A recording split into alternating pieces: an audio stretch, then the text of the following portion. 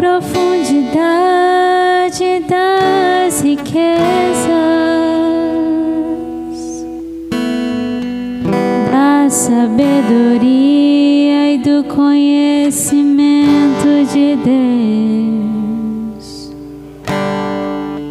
Quão insondáveis são os teus juízos, quão impenetráveis os teus caminhos.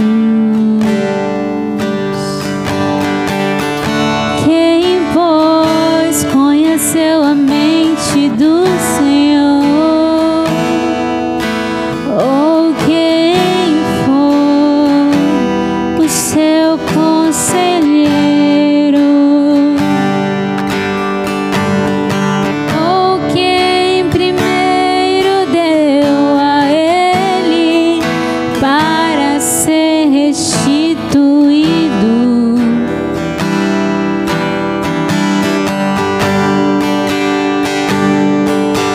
Porque dele, por meio dele, para ele são todas as coisas.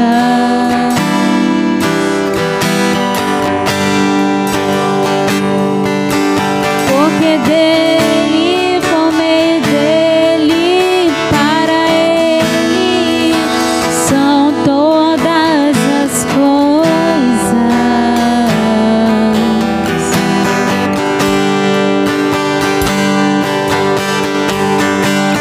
Ó profundidade das riquezas,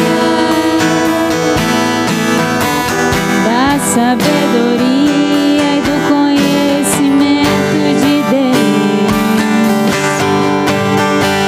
Quão insondáveis são os teus juízos, quão impenetráveis os teus caminhos. Quem, pois, conheceu a mente do Senhor? Ou quem foi o seu conselheiro? Ou quem primeiro deu a ele para ser restituído?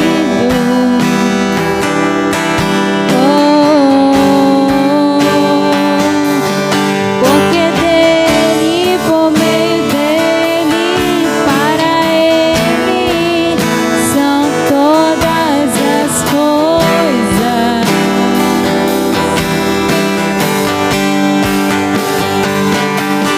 Porque dele, por meio dele, para ele são todas as coisas.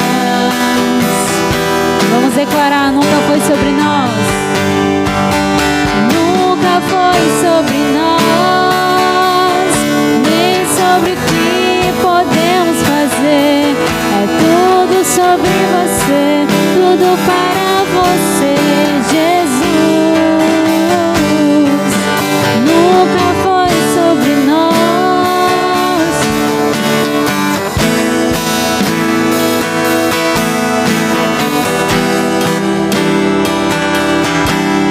Jesus, e quem sou eu? E o que eu tenho pra te oferecer? É tudo sobre você, tudo para você, Jesus. E quem sou eu? E o que eu tenho pra te oferecer? É tudo sobre você, tudo para você, Jesus. E eu descobri que sem ti eu nada posso fazer. É tudo sobre você, tudo para você, Jesus. E eu descobri que sem ti eu nada posso fazer.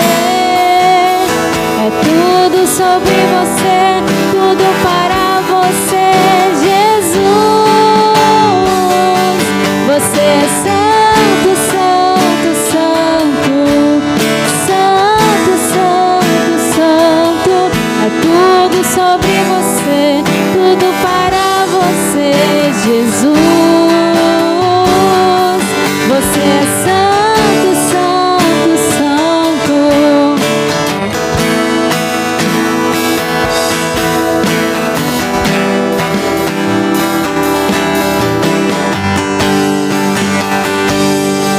Você é santo, santo, santo. É tudo sobre você, tudo para você, Jesus. Você é santo, santo, santo. É tudo sobre você, tudo para você. Vamos juntos declarar em uma só voz. Hosana, Hosana, Hosana nas maiores alturas. Hosana, Hosana, Hosana nas maiores alturas. Hosana, Hosana, Hosana nas maiores alturas. Hosana, Hosana, Hosana nas maiores alturas, porque dele, por meio dele, para ele são todas as coisas.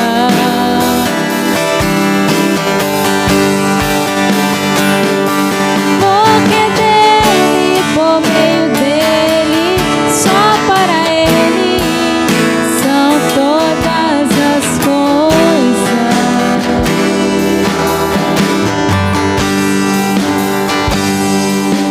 Porque dele, por meio dele, para ele são todas as coisas. A ele, pois, a glória eternamente. Porque dele, por meio dele, e só para ele são todas as coisas.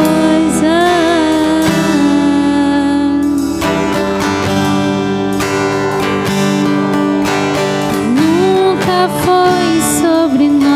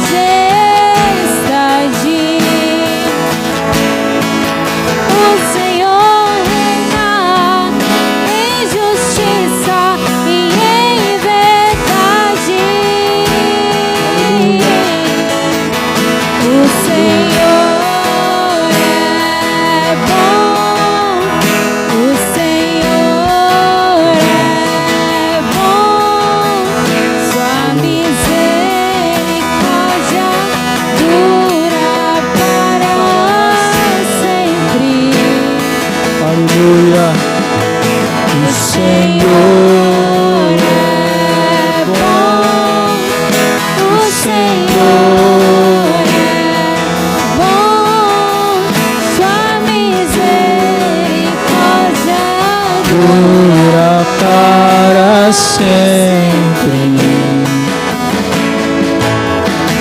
O Senhor é bom, o Senhor é bom, sua misericórdia dura para sempre. Aleluia!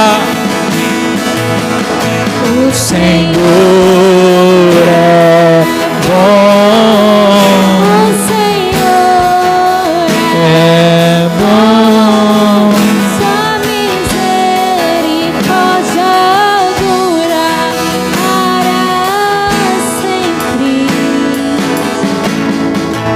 O Senhor reina, reinará com majestade.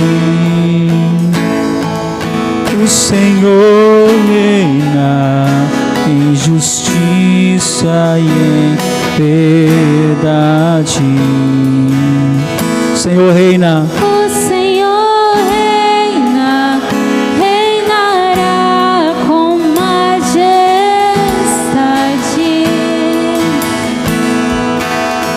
O Senhor reina em justiça e em verdade. aleluia.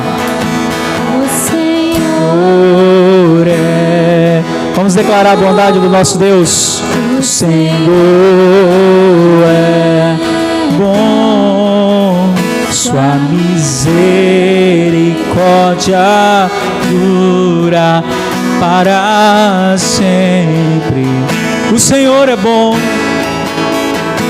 o Senhor é bom, O Senhor é bom, sua misericórdia dura para sempre.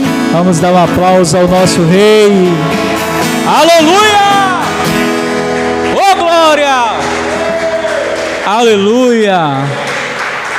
Vamos declarar: o Senhor é bom. Vamos lá, gente, todo mundo junto. O Senhor é bom. Não, vocês têm que repetir depois de mim. Desaprenderam, foi? Vamos lá. O Senhor é bom.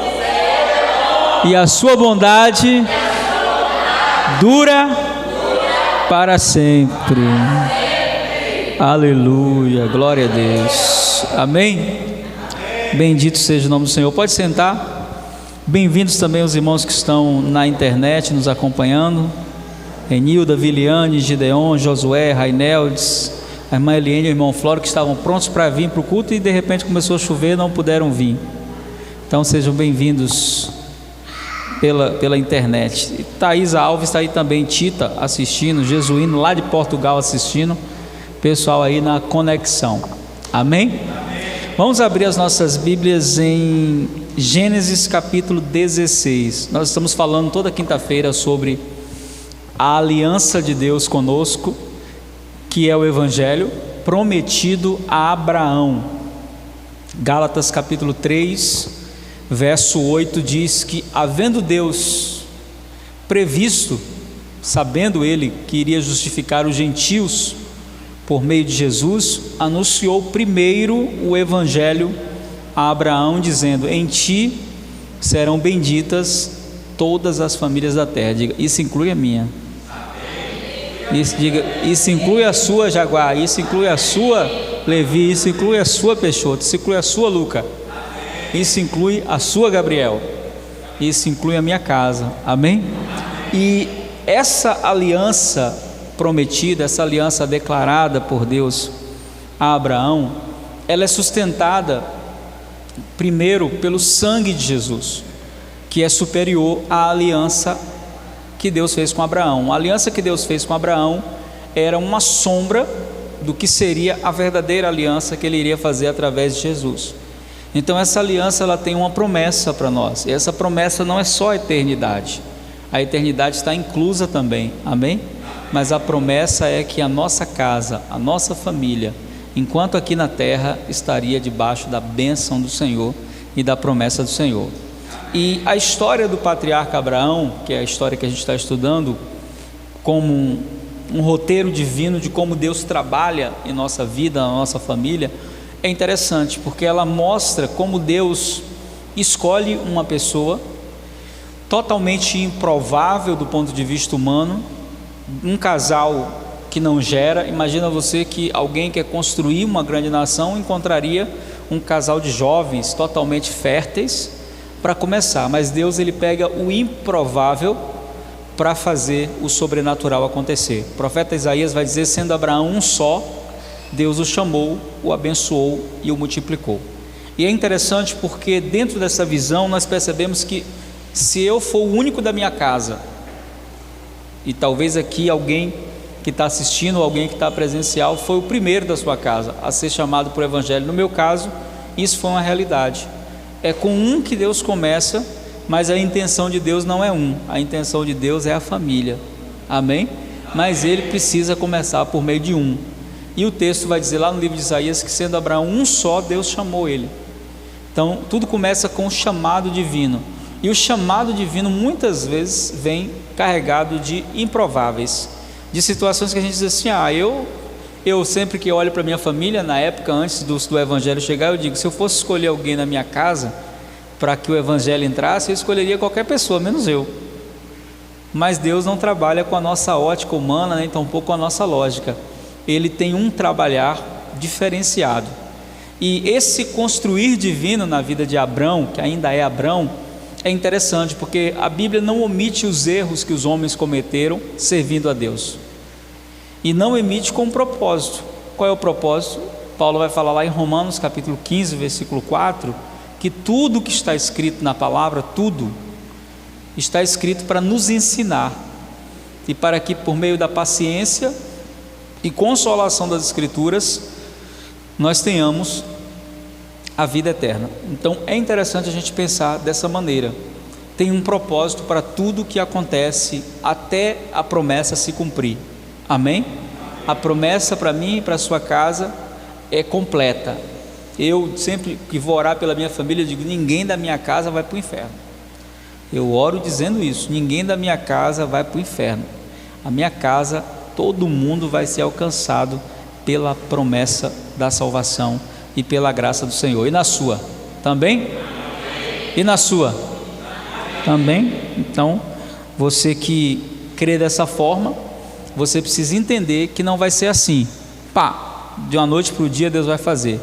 Aqui levou mais de 20 anos, Deus trabalhando no caráter, na personalidade, Deus trabalhando na estrutura familiar de Abraão.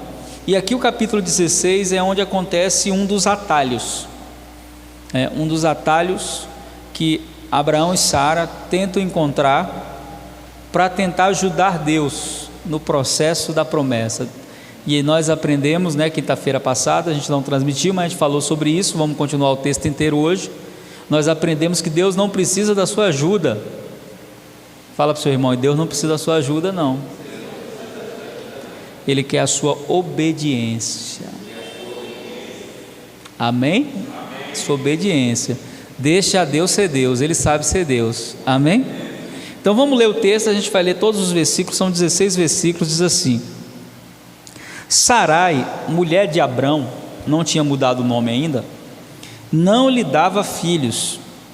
Tendo uma serva egípcia que se chamava Agar, disse Sarai a Abrão: o Senhor me tem impedido de ter filhos. Una-se a minha serva, pode ser que eu venha a ter filhos por meio dela. E Abrão deu ouvidos à palavra de Sarai.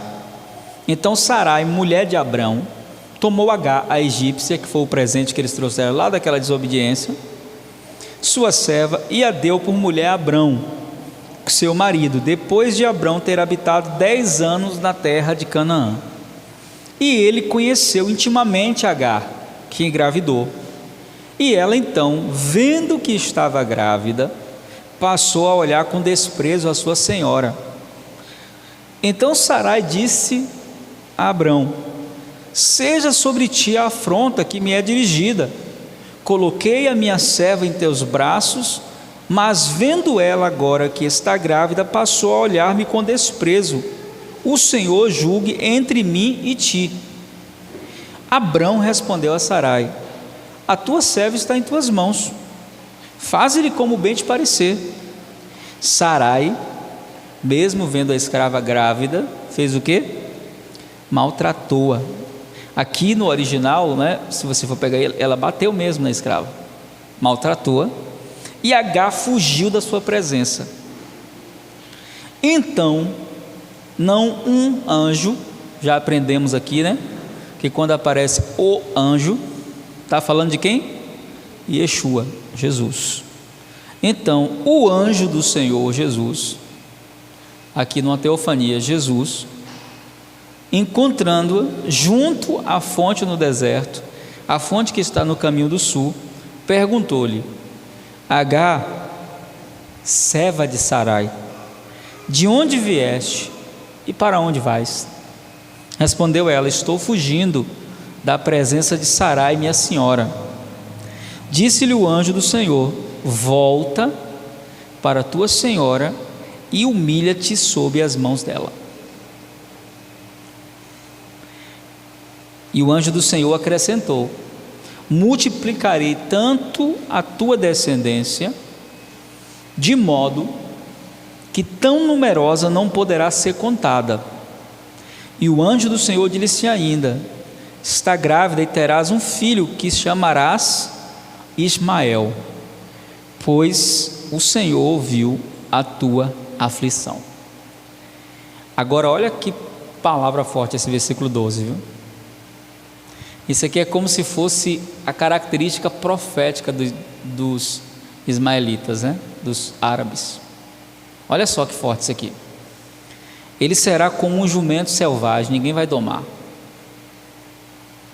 entre os homens.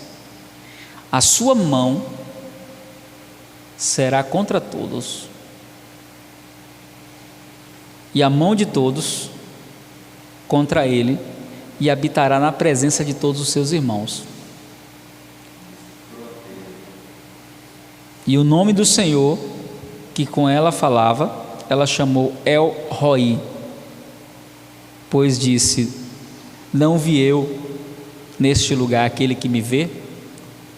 Por isso aquele poço que está entre Cádiz e Bered foi chamado Ber-Lai-Roi. E Agar deu um filho a Abrão, e ele chamou de Ismael, o filho que tivera com Agar. Abrão tinha 86 anos quando Agar lhe deu Ismael. O texto é interessante porque ele mostra uma crise dentro do contexto familiar, uma crise que surge a partir de uma necessidade. Então a gente precisa entender, todas as vezes que surgir uma necessidade na nossa casa, na nossa família, não podemos recorrer a soluções que pareçam ser as melhores. Agora, já cortou aqui o retorno, tem que aumentar aí um pouquinho as caixas. Então aumenta um pouquinho aí as caixas. Melhorou aí, pessoal? Tá desligada de cá? Não, tá ligado. Estou ouvindo aqui. Eu estou ouvindo. Então aumenta um pouquinho de cá. Essa daqui. Então, pega isso aqui, volta aqui, porque eu falei, para não perder o fio da revelação. Uma crise familiar, amém? Que envolve um projeto divino. Sara sabia que o grande desejo do coração de Abrão era o quê? Ser pai.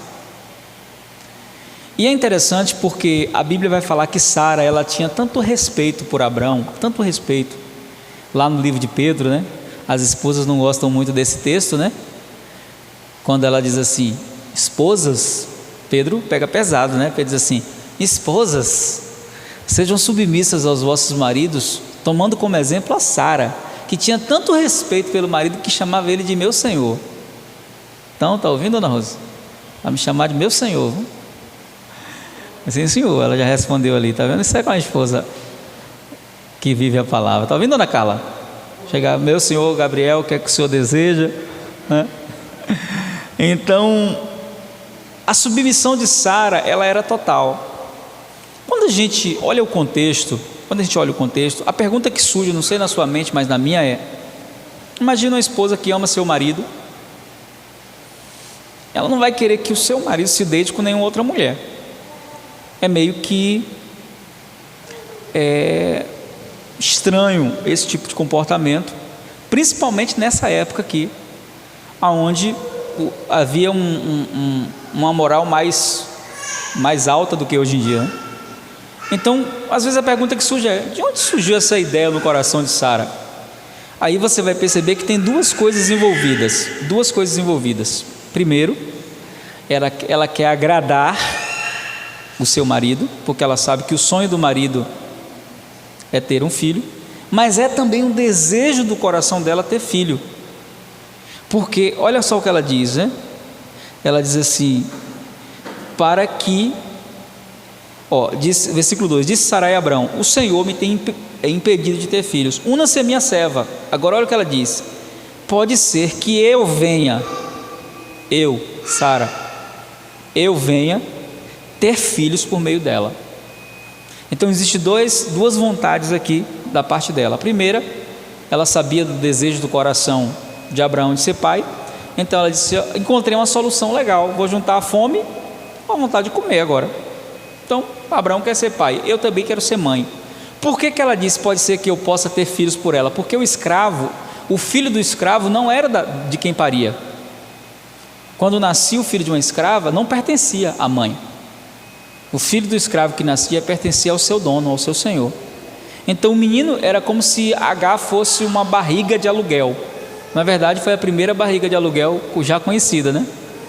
Olhando do ponto de vista que hoje seria a barriga de aluguel. Então o que surge aqui? Existia uma necessidade no coração dela a ser preenchida, que era de ser mãe, e ela sabia que no coração de Abraão também existia uma necessidade a ser preenchida, que era a questão de ser pai. Só que aí a gente aprende uma lição muito grande. Você que está orando pela sua família, pela sua casa, as necessidades vão surgir. Diga amém. Amém? As necessidades vão surgir, elas virão, mas a necessidade não pode ser suprida por uma solução humana. Nós precisamos esperar o tempo da promessa. Literalmente eles querem dar uma mãozinha para Deus, só que eles ignoram algo muito interessante. H não era um bicho, H era uma pessoa. Começou a dar uma microfonia assim estranha. O quê? Não, uma pressão assim. Ligou a caixa aí não, né? Ligou a caixa? Eu acho que é essa caixa, desliga ela. H não era um bicho, um animal. H era uma pessoa. Ela tinha sentimentos. E ao engravidar, aflorou no coração dela algumas questões que é muito interessante. Tem uma frase que diz assim: você quer conhecer alguém? Dê poder para essa pessoa. Então você verá de fato quem é essa pessoa. A maneira como ela vai se comportar depois de receber poder vai revelar realmente quem ela é de fato. E quando ela viu a oportunidade de carregar no ventre dela o filho de Abraão, ela era mais jovem. Não sabemos se era mais bonita que Sara, porque Sara abalava o Egito com 80 anos de idade, então a gente não sabe se ela era mais bonita, mas ela era mais jovem. Então na cabeça dela foi: quando o menino nascer, vai haver uma troca. Eu não serei mais escrava, provavelmente ele vai querer mais filhos, ela não pode dar mais filhos, então eu vou assumir o meu lugar junto a ela, sendo não mais uma escrava, mas sendo uma das esposas. Só que aqui entra algo muito interessante para os casais. A ideia partiu da cabeça de quem? De Abraão ou de Sara? De Sarai.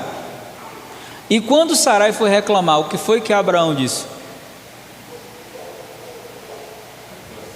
A serva é sua, se vire, foi você que deu a ideia.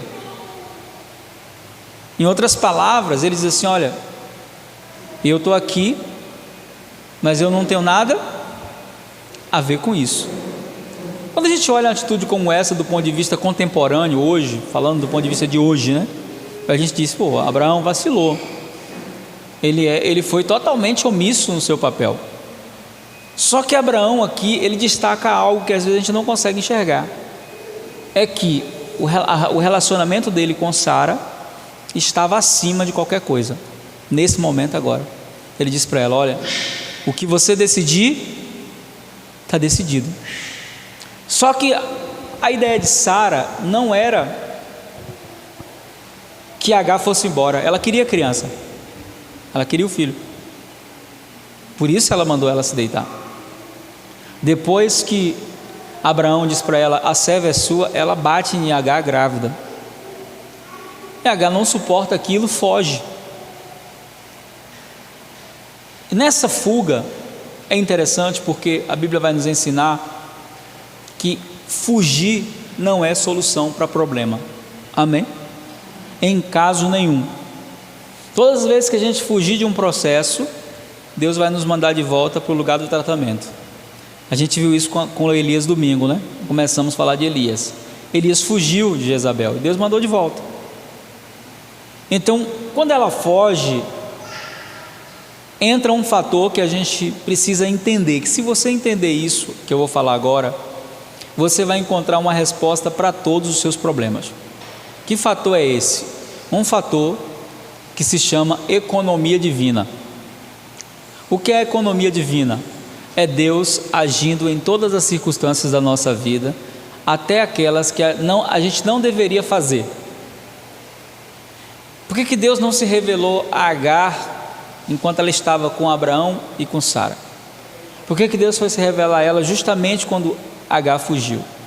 Mostrando que de cada pessoa Deus cuida de uma maneira diferente. O fato dela estar carregando uma semente de Abraão tornou ela alguém com uma promessa. É interessante isso porque Agar ela não conseguiu compreender que o valor que ela tinha não estava ligado apenas ao fato dela carregar o filho. No momento que ela começou a carregar o filho, a promessa também envolvia ela. E é interessante porque poderia acontecer um aborto nessa fuga. Ela está fugindo dentro de circunstâncias muito diferentes das de hoje, num lugar deserto, num lugar terrível. Só que o que acontece? Ela vai parar em um poço. E é interessante, biblicamente falando, que os poços na Bíblia, eles são uma simbologia de lugar de revelação. Na Bíblia, os poços são a simbologia de quê? Lugar de revelação. Foi num poço que Jesus se revelou à mulher samaritana, num dos textos mais poderosos da Bíblia. Foi num poço que Isaac encontrou a revelação do Senhor. E quando ela está nesse poço, Deus se revela a ela. O anjo do Senhor, na pessoa de Jesus, se revela, só que mostra o seguinte: o que aconteceu não tem mais volta. Tem uma frase, um provérbio árabe que diz assim: a flecha já foi lançada. E flecha lançada, e palavra falada, e tapa dado, ninguém tira. Já tomou, já era. Então, quando entra isso aqui, entra uma grande questão. Esse capítulo de Gênesis, do ponto de vista histórico, ele é um dos mais importantes. Por quê? Porque daqui se origina o povo árabe, o povo que até hoje vive em guerra com Israel. Tudo por conta de uma precipitação e de buscar uma solução urgente para algo que Deus já havia prometido que iria resolver. Agar agiu parecendo aquele povo de filme. Você vê uma coisa que sempre acontece, quase todo filme: a pessoa está na cena perigosa com o outro diga assim: fica aqui, não saia daqui. Não é assim nos filmes? Mulher, então, nos filmes o cara diz assim: ó, não se move, fica escondida aí. Passa 3 minutos que o artista saiu, a pessoa faz o quê? Vai atrás. Sempre acontece uma tragédia. Então, às vezes a gente se comporta assim quando Deus está tratando com a gente. Deus havia feito uma promessa para Abraão. Abraão, em Gênesis 15, Deus tinha prometido: eu vou te dar filhos. Abraão deveria nesse momento dizer para Sara: epa, esquece, não é com ela. Não foi isso que Deus falou. Deus não disse dessa maneira. Deus sabia que ele era casado com Sara, e Deus não falou: olha, eu vou trazer uma escrava e a escrava vai ser o ventre que vai te dar a descendência. Não. Só que nesse momento aqui a gente aprende que na nossa casa vão surgir situações aonde sempre vai haver a promessa de Deus, amém? E a possibilidade humana. A possibilidade humana sempre será um caminho mais fácil, mas as consequências da possibilidade humana podem ser eternas.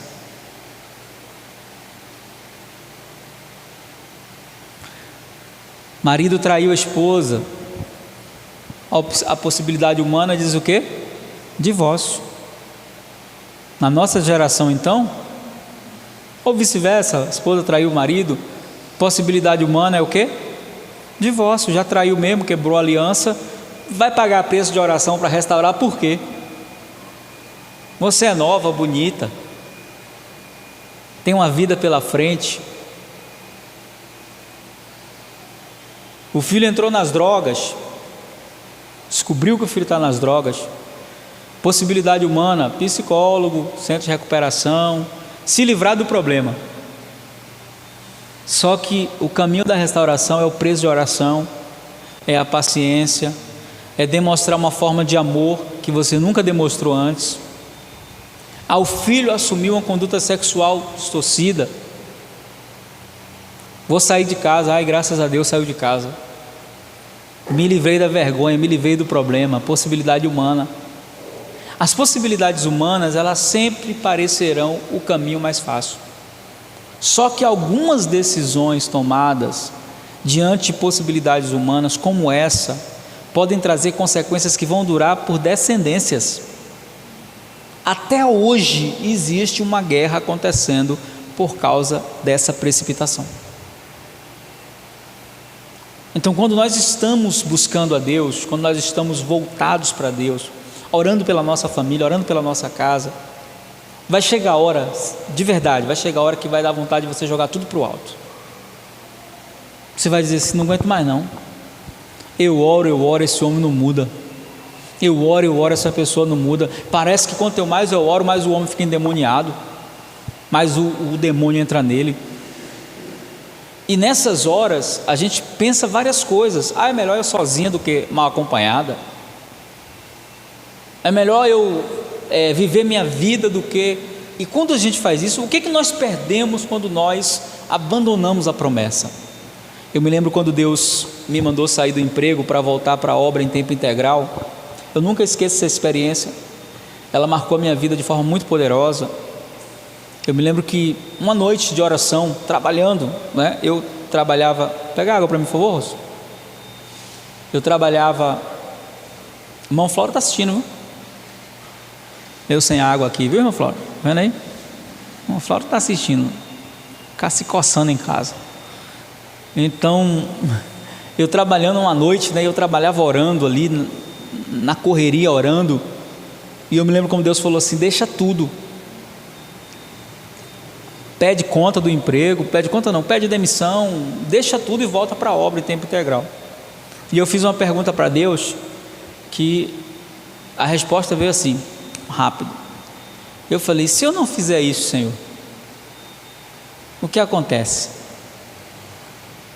E a resposta de Deus foi interessante, porque Ele disse para mim assim: você nunca vai saber o que você perdeu. Aí eu me lembrei de Esaú. Lembra de Esaú, irmão de Jacó? Por causa de um prato de lentilha, ele negociou a sua primogenitura. Aí, irmã Flora, chegou a água. Ele negociou a sua primogenitura. Estava com fome, uma necessidade. Situação semelhante, uma necessidade. Estava com fome, negociou. O livro de Hebreus vai dizer: ainda que com muita força ele tente tentou, não teve mais como. Sabe como é que seria chamado o Deus de Israel? Sabe como é que os filhos de Israel iriam orar se ele não tivesse negociado a primogenitura? Eles iam orar dizendo assim: Deus de Abraão, de Isaque e Esaú.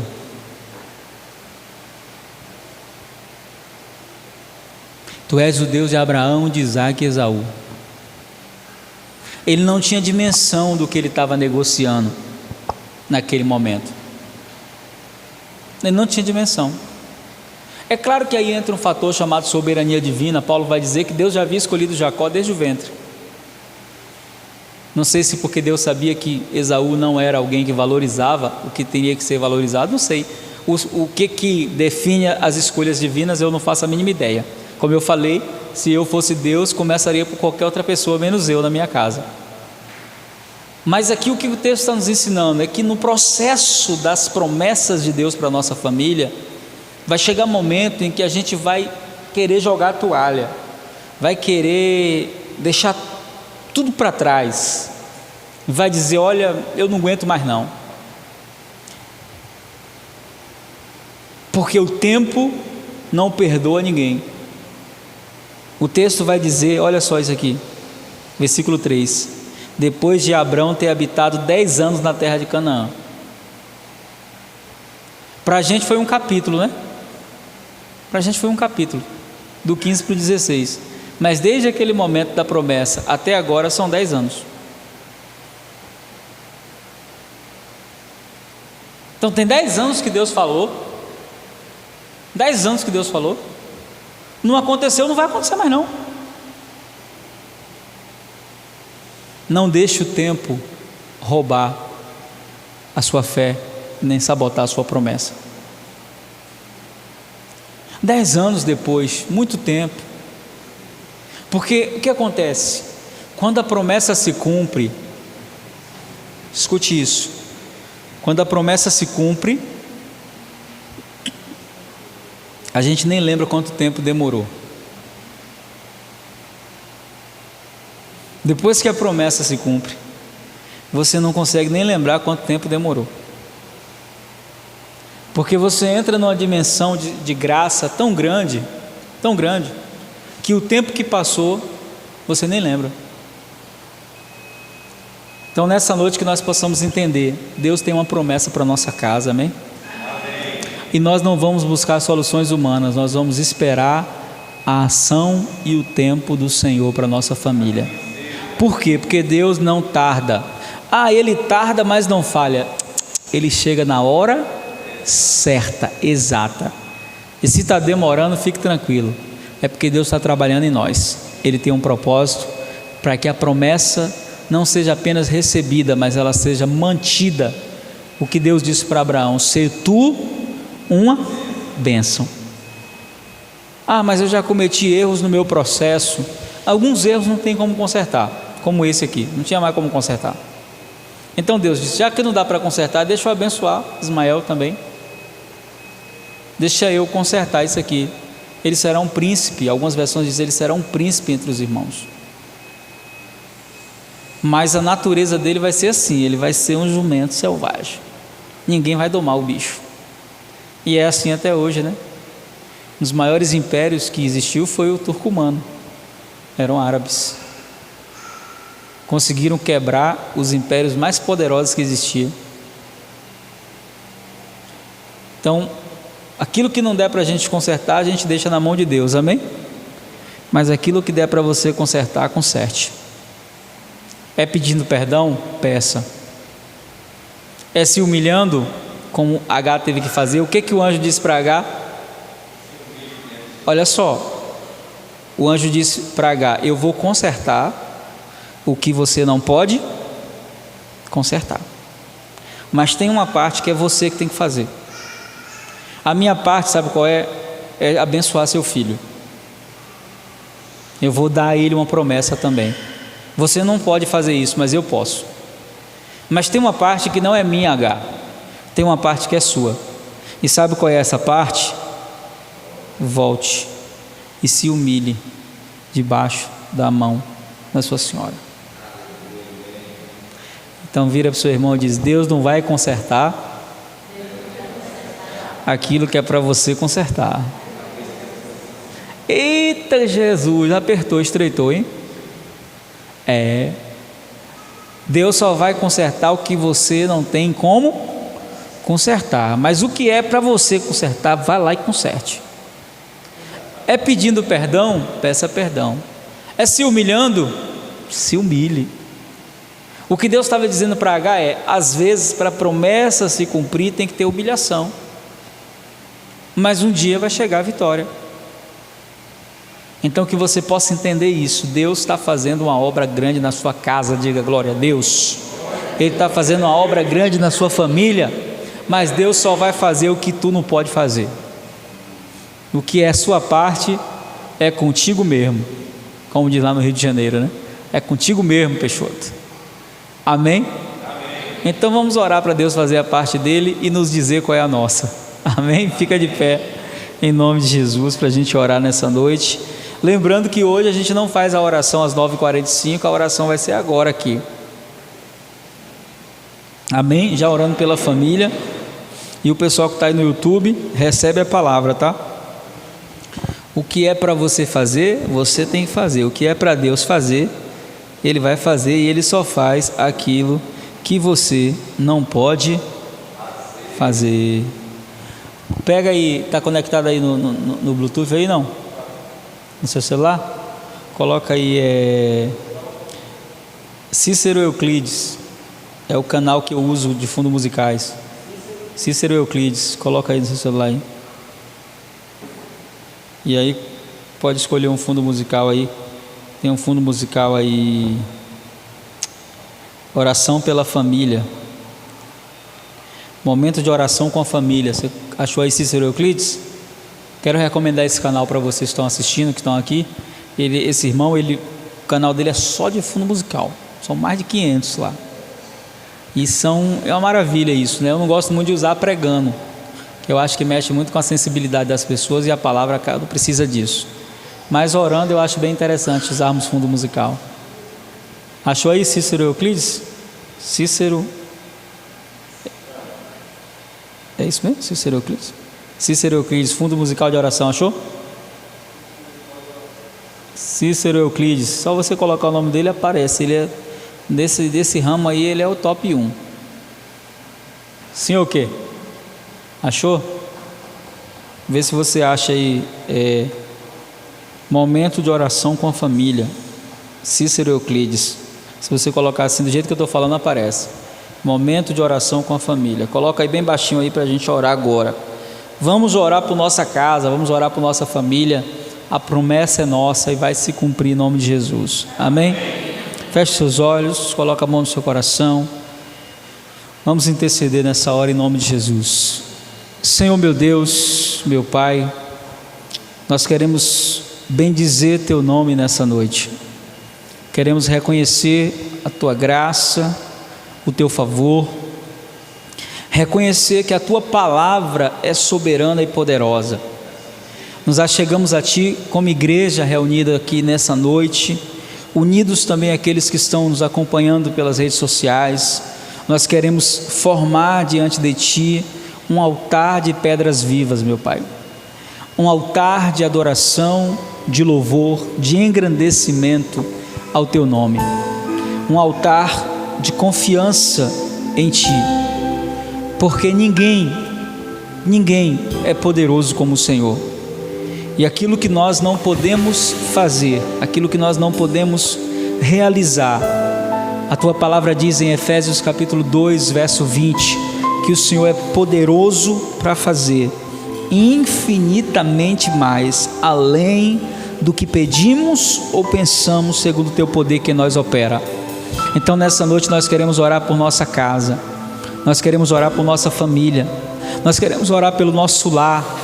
Nossa casa é bendita, nossa família é bendita, e tudo aquilo que não é do Senhor, tudo aquilo que é obra das trevas, tudo aquilo que é ação do maligno para com a nossa casa, toda a tentativa do diabo de roubar, as pessoas da nossa família, de levá-las a um caminho de morte, nós agora usamos a autoridade que o Senhor nos deu e repreendemos em nome do Senhor Jesus. Seja paralisado toda ação maligna, todo espírito de morte, de vício, todo espírito que tenta trazer contenda, separação, divórcio, seja manietado em nome do Senhor Jesus. Nós rejeitamos toda proposta maligna contra a nossa casa, nós rejeitamos toda a proposta das trevas contra o nosso lar e declaramos, Senhor, nessa noite que a nossa família é tua, que a nossa casa é tua, que nós vamos confiar, que nós vamos esperar em ti, que nós não iremos buscar caminhos do homem, mas nós iremos esperar o socorro do Senhor, pois a tua palavra diz que tu és o socorro bem presente na hora da angústia. Envia anjos agora até onde estão os nossos familiares, aqueles que ainda não te conhecem, toda cadeia, todo grilhão, toda prisão que tem estado sobre a vida deles, seja agora repreendido, seja agora cancelado, seja agora paralisado em nome do Senhor Jesus. Meu Pai, toca cada família, toca cada lar com a tua palavra, com a tua presença. Ora comigo nessa noite, diga assim: Senhor Jesus, eu creio no poder da tua palavra, eu creio que a tua promessa vai se cumprir na minha vida, na minha casa, na minha família, e o teu nome será glorificado em tudo, em nome de Jesus. E nessa noite eu confesso, eu e minha casa serviremos ao Senhor, eu e minha casa serviremos ao Senhor, e no nome de Jesus eu te peço, me direcione para fazer o que eu tenho que fazer, para que a tua promessa se cumpra na minha casa, na minha família, em nome de Jesus. Minha família é bendita em nome de Jesus. Amém. Graças a Deus. Vamos dar um aplauso ao Senhor. Amém.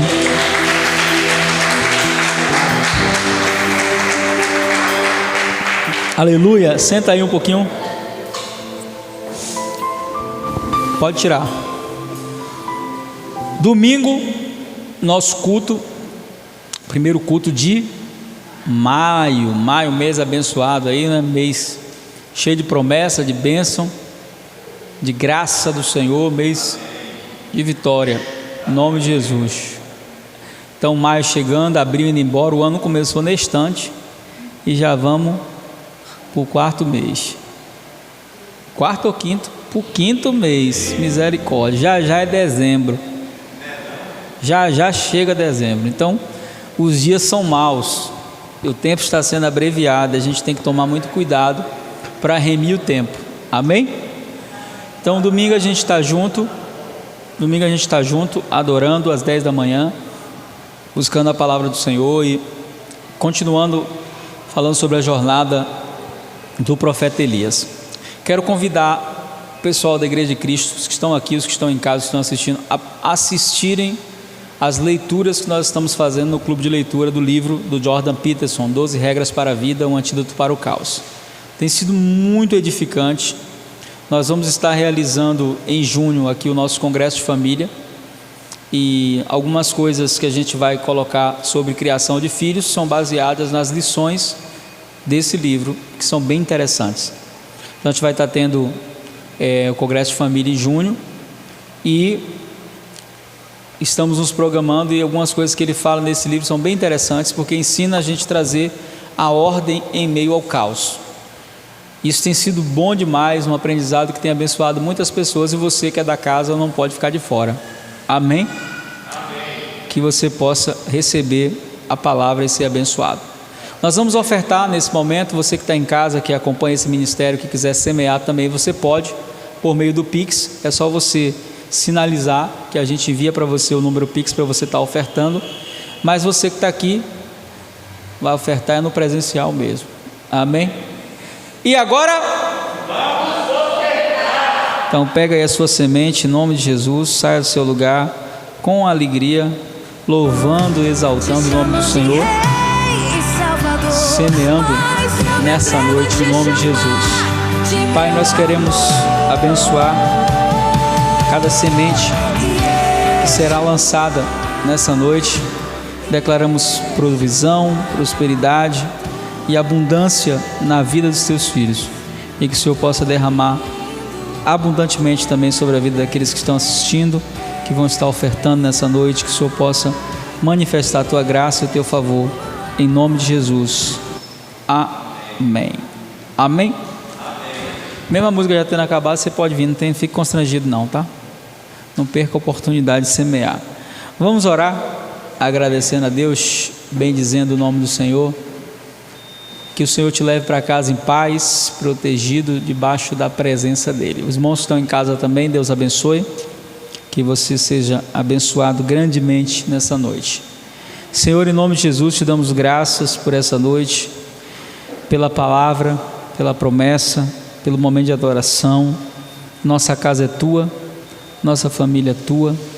Nós estamos confiados no teu cuidado, no teu amor, e nós cremos que o Senhor vai cumprir a tua promessa na vida de cada pessoa da nossa família. Derrama da tua graça, derrama da tua presença sobre cada pessoa.